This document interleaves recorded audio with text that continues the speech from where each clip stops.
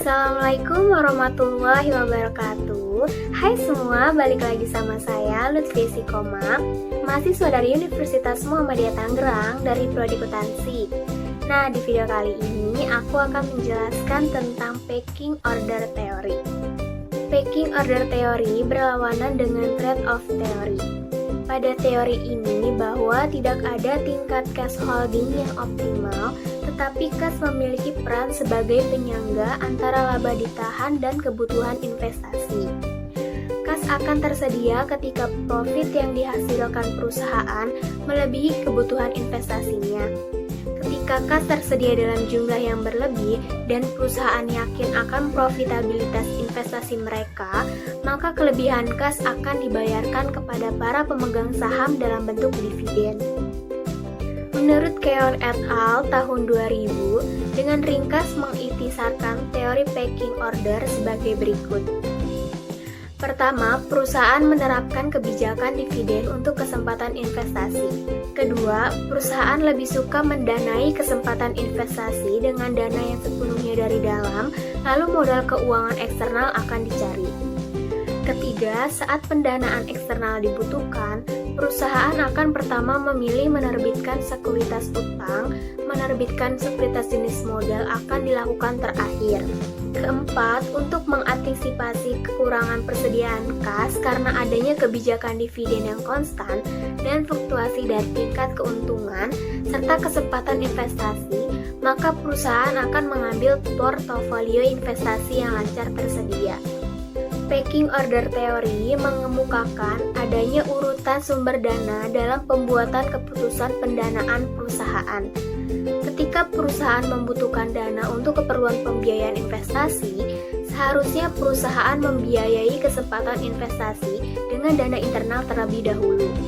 Jika keperluan untuk investasi tidak bisa didapat dari pendanaan eksternal, maka perusahaan akan menggunakan pendekatan eksternal dari utang sebagai sumber pendanaan terakhir.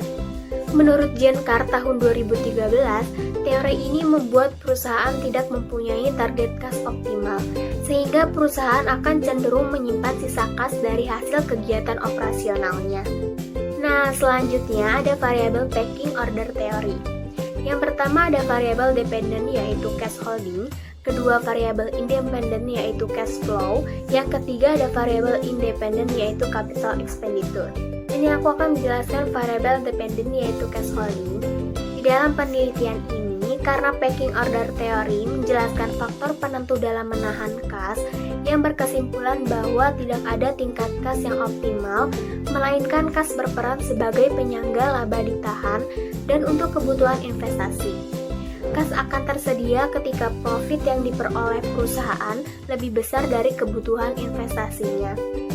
Perusahaan yang memiliki kelebihan kas dan yakin akan profit dari investasi mereka akan membagikan kas tersebut pada pemegang saham dalam bentuk dividen. Selanjutnya yang kedua ada variabel independen yaitu cash flow. Perusahaan yang memiliki tingkat cash flow yang tinggi memiliki kas dalam jumlah besar. Hal ini dikarenakan perusahaan lebih menyukai pendanaan internal dibandingkan dengan pendanaan eksternal. Perusahaan yang mengalami peningkatan cash flow cenderung untuk menahan pendapatan mereka, mengumpulkan kas yang nantinya dapat mereka gunakan untuk menandai investasi atau dimanfaatkan ketika terjadi financial distress. Yang terakhir ada variabel independen yaitu capital expenditure. Menurut pecking order, ada hubungan negatif antara capital expenditure dan kepemilikan kas karena capital expenditure dianggap sebagai arus kas keluar. Karena perusahaan yang memiliki capital expenditure berkaitan dengan dana yang dikeluarkan untuk memperoleh aset tetap. Jika sebuah perusahaan berinvestasi dalam aset tetap, hal ini mengurangi posisi kasnya.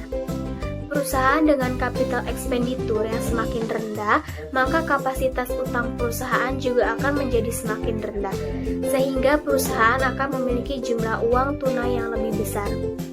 Oke guys, itu dia yang bisa aku jelaskan tentang pecking order theory. Apabila ada kesalahan mohon maaf. Wassalamualaikum warahmatullahi wabarakatuh.